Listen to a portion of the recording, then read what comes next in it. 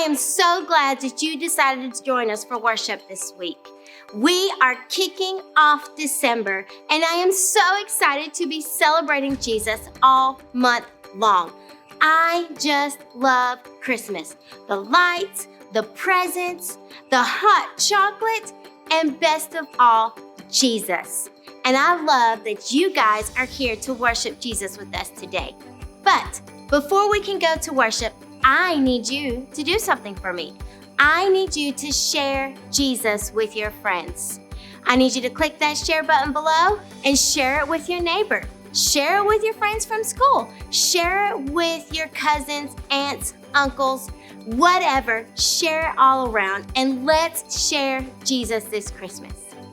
All right, did you have time to share? Great, because now we need you to stand up and let's worship together today.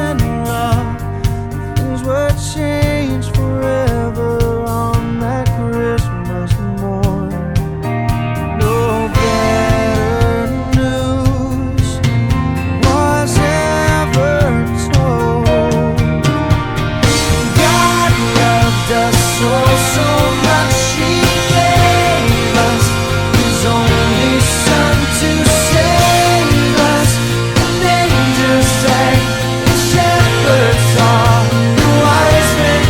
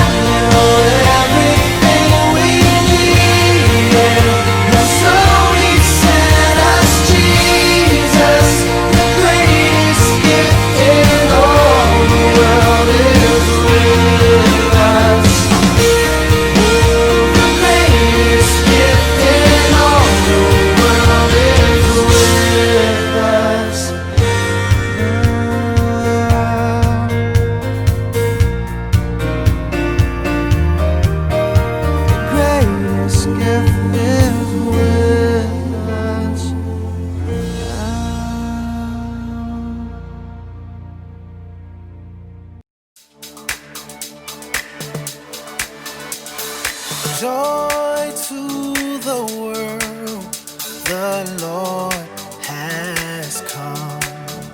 Let earth receive her King. Let every heart prepare him room, and heaven and nature sing, and heaven and nature sing, and heaven and nature. Glory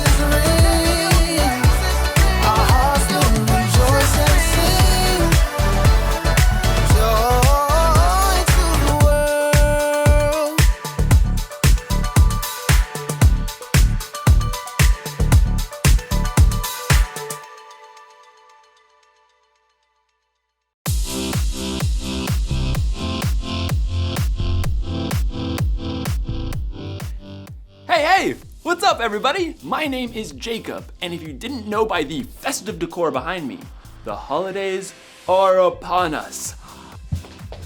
We've got garlands, tree ornaments, tree stars,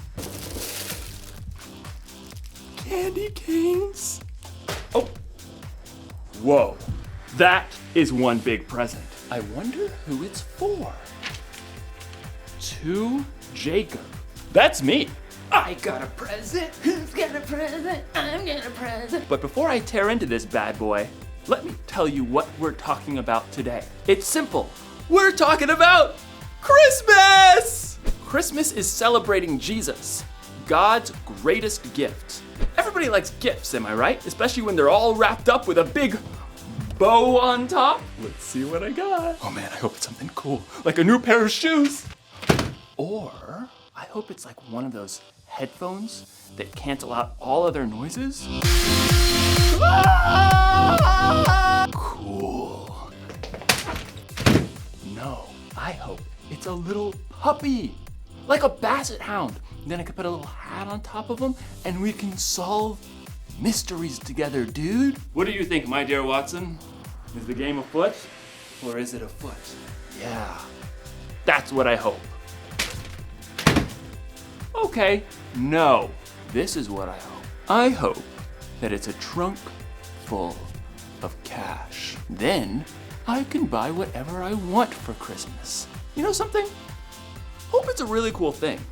It can be like the light in the darkness. Today's story is about a time that may have seemed pretty dark, but then God gave his people something to hope for. I can't wait to see what's inside, but I'm gonna wait. Patience is a virtue, Jacob. See you in a few. The Bible. It's 66 books of history, stories, letters, and poetry that fit together to form God's one big story.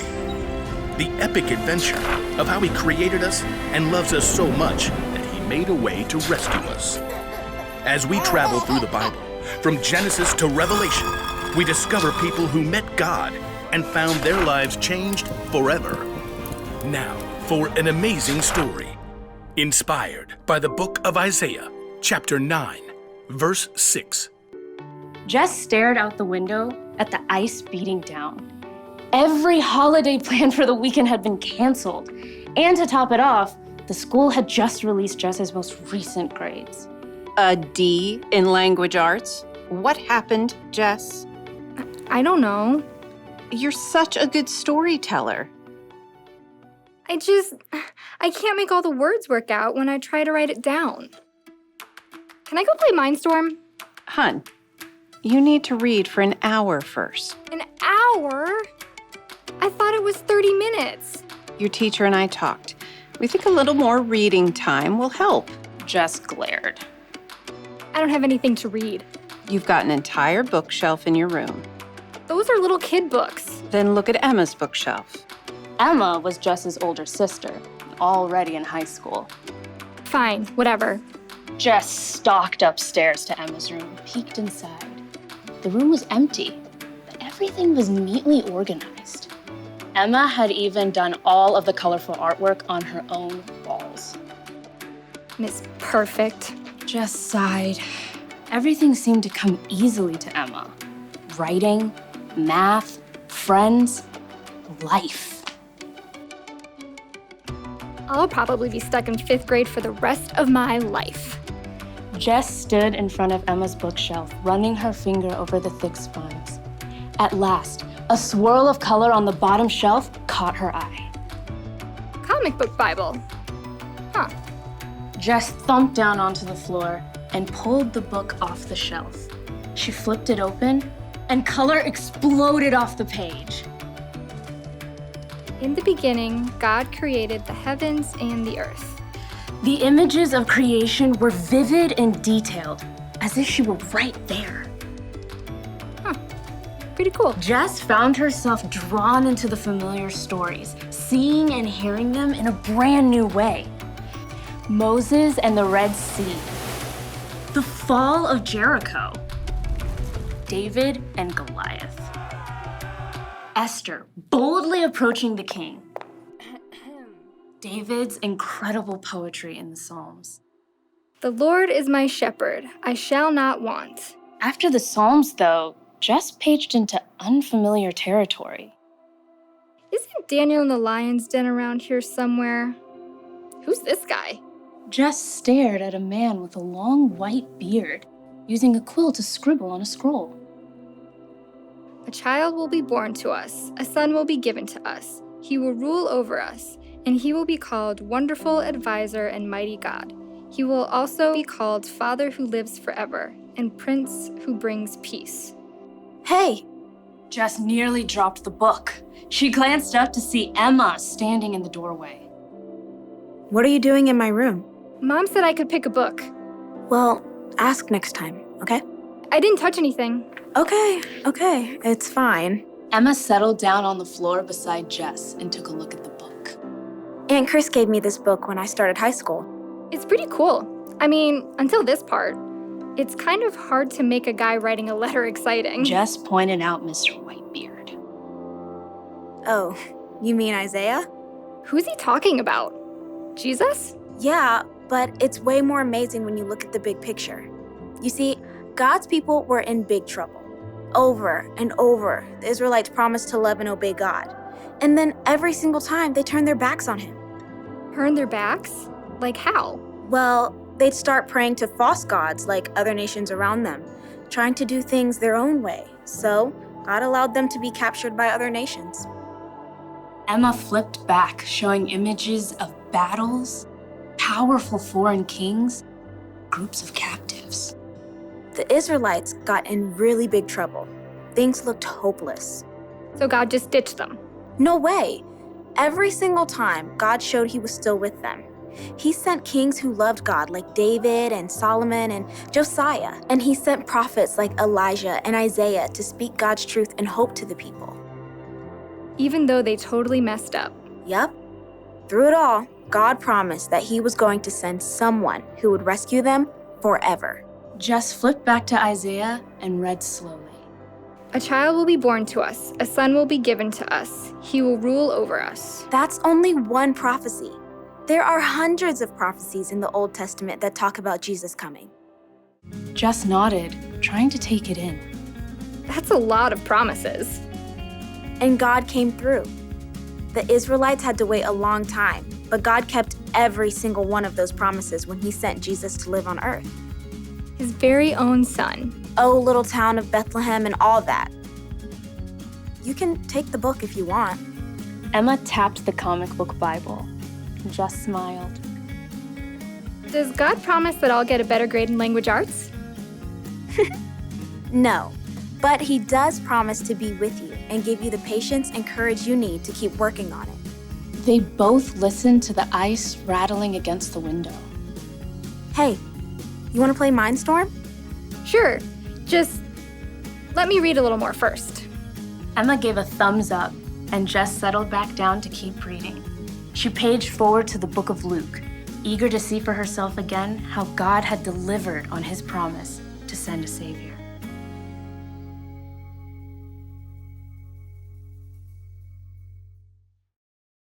Okay, so hundreds of years before the very first Christmas, it felt like God's people were in the dark. They dealt with bad kings and wars with other nations. They'd been taken captive and removed from their homes. They needed help. They needed hope. You may not know exactly what that's like, but you've probably been through a dark day or two. Trouble at home, trouble at school, trouble in the world. Sometimes you need a little hope to get you through it, to help you cancel out the noise. Well, the good news for God's people hundreds of years ago turned out to be good news for us too. God promised through Isaiah that he would send a baby who would one day save the world. And around 700 years later, God kept his promise when Jesus was born. Listen, if it takes you or me 700 years to keep a promise, that probably wouldn't be too cool. God's different. He's been here forever, and he'll be here forever.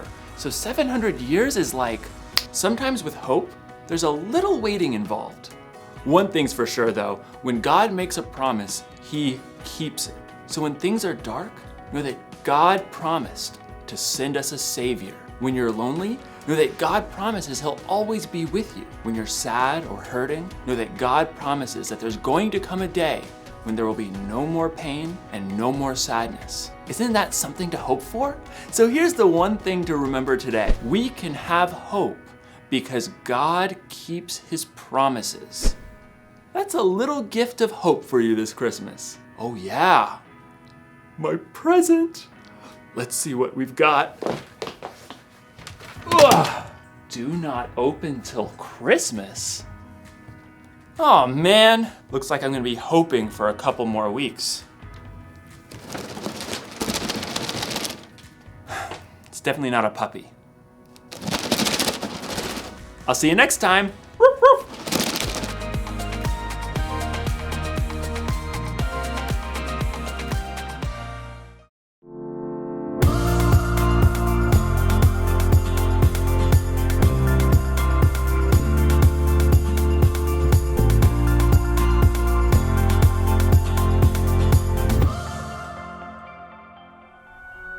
Dear God, you know I love Christmas. Always have, always will.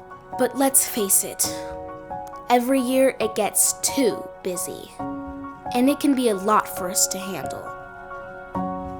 Too many places you have to go, too many things you have to do, and there's always something unexpected that happens. Plus, there's all the gifts you have to find and wrap and deliver. It gets kind of crazy. I mean, it's all good stuff, but it can just wear you down. I think Mom was feeling that. She just wanted to make this a really special Christmas. It's been a tough year. Anyway, I was reading about how you invented the whole Christmas thing. The baby, your son, born in a barn with really nothing. I mean, my friend told me that the wise men didn't even bring the presents until later.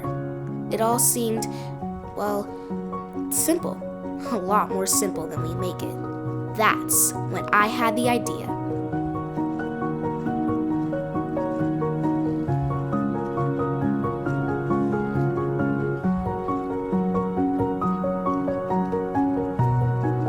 I thought she would never make it home. Mom looked really surprised. God, thanks for Christmas.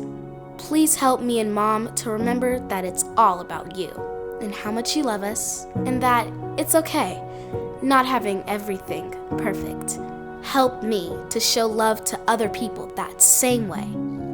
Merry Christmas, God. Love, Ellie. We know that God kept His promise in sending a Savior, which was Jesus. And we can know that if God keeps His promise in the past, He is going to keep His promises for us in the future. And we can have hope in knowing that God always keeps His promises. I hope that you had fun in worship today, because I know I did.